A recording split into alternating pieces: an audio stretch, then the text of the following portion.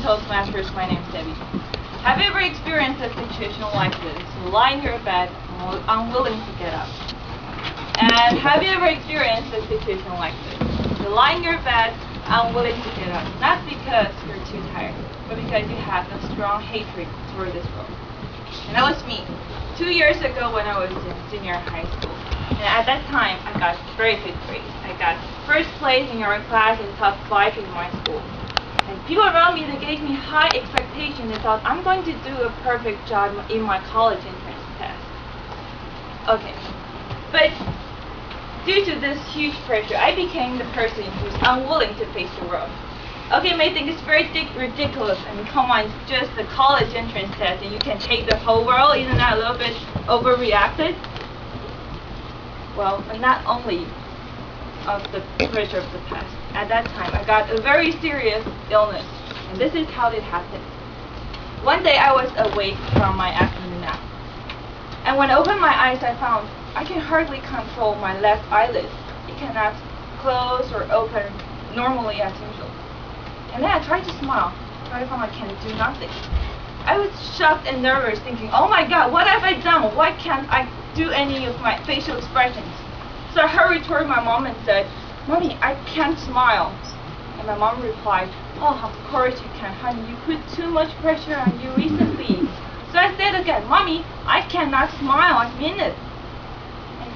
And she replied, try to look on the bright side of life. It's not that hard to smile. So the third time I said, Mommy, I cannot smile. Look at me.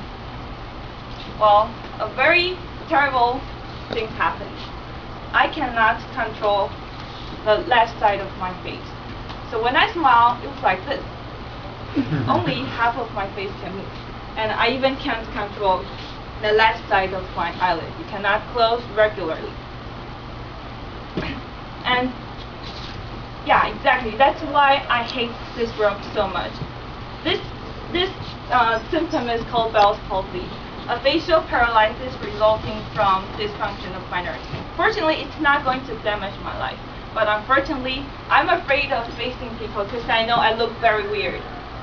So I started wearing the mask, not the magic one, and stop talking to people. And do you know what will happen if you can't control your muscles here, but you want to drink water? When you drink, the water spilled out from here. So I tried again, but it spilled out again. The water spilled all over my mouth and then my neck. I was so frustrated realizing that I'm a handicapped person. I was so frustrated, so the tears also rolled down all over my face. And even having food and drinking water is such a difficult thing to me and made me feel so retarded. So I refused to eat. So my weight dropped down in just a few weeks. But when I was dealing with all these problems, the big test came. The big test still came. I was distracted of this illness, and I was lack of energy because I was very, very thin at that time. Although I still tried hard to finish the test, but did I get good grade? Well, I'm not here to tell you some kind of miracle, so the answer is no, I didn't. And that was a shocking news to everyone. Everybody was whispering, what, Debbie? Such a bad grade, and that's unbelievable. Can you imagine when you're always the first place in your class? And half of your classmates, they went into Taiwan University, but you're just not one of them. And how would you feel? I felt ashamed.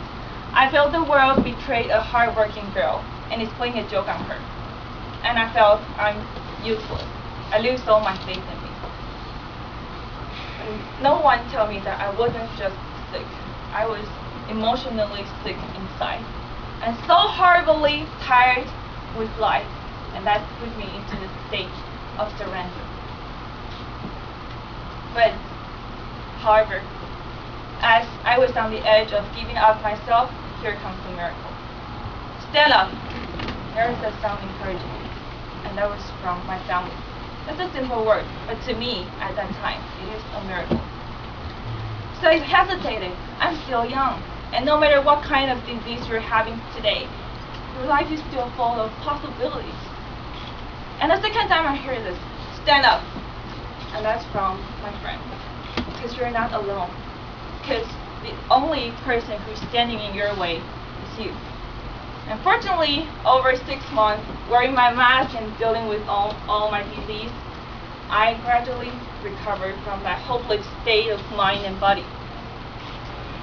So I decided to smile again. And this time, I still remember the first time I came here to Toastmasters. And Tiffany, she said to me, "Wow, you're always smiling." And not until then did I realize I also recovered from my mental illness. The gift of desperation allowed me to experience this whole spiritual transformation. And desperation gave me hope. And that hope now converted into my willingness and my faith. So the sound appeared again, and now this time is from the bottom of my heart, from myself saying, "Stand up." Back to Candy.